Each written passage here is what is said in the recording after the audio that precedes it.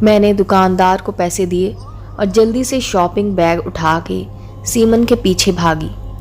ہوا کے گھوڑے پر سوار رہتی ہے یہ لڑکی، اس کے ساتھ شاپنگ پہ آنا خودکشی کے برابر ہے۔ جب تک پوری مارکیٹ نہ پھر لے تب تک اسے چین نہیں آتا۔ مارکیٹ کی پہلی شاپ میں گھستی ہے اور آخری شاپ سے نکل کر گھر کا راستہ پکڑتی ہے۔ چل چل کر میرے تو پاؤں دکھ رہے تھے۔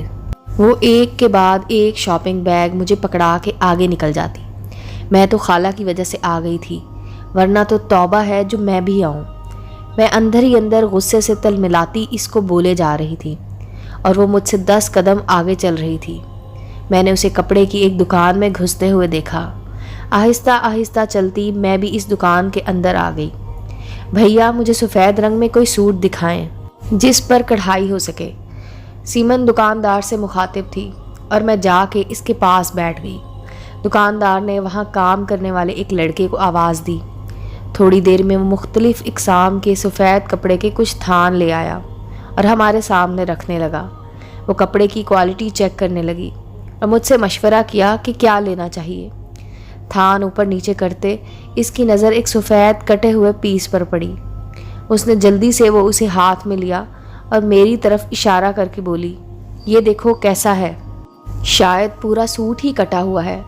اس سے پہلے کہ میں اسے اپنی رائے دے پاتی، دکاندار نے جلدی سے وہ کپڑا اس کے ہاتھ سے لے لیا۔ باجی آپ اسے رہنے دیں، کوئی اور دیکھ لیں، یہ شاید غلطی سے آ گیا ہے۔ ہم دونوں دکاندار کے اس رویے پر حیران ہوئے۔ میں چپ رہی، لیکن وہ بولی، مجھے تو وہی کپڑا ہی لینا ہے، آپ دکھائیے مجھے۔ وہ بضد تھی، باجی وہ کفن کے لیے ہے، غلطی سے آ گیا ہے، آپ اسے رہنے دیں۔ دکاندار کے اس جواب کو سن کر ہم دونوں کے چہرے کے رنگ اڑ گئے۔ اگلے ہی لمحے وہ بیگ اٹھا کے دکان کے باہر تھی۔ میں نے آواز دی، ارے رکو، مجھے تو آنے دو۔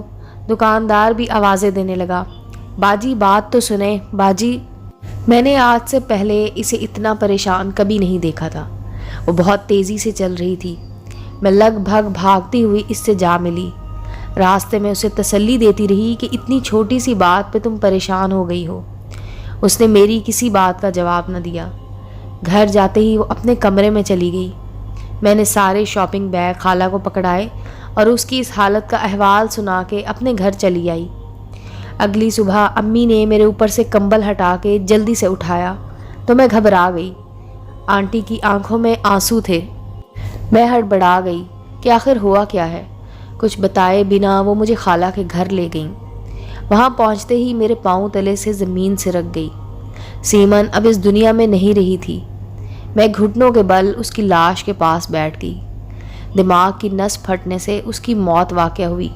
گھبراہٹ اور پریشانی کے عالم میں میرے اندر سے ایک چیخ نکلی اور اس کے بعد میں اپنے حواس میں نہ رہی۔ جب ہوش آیا تو اس کے آخری دیدار کے لیے امی مجھے اس کے پاس لے گئیں۔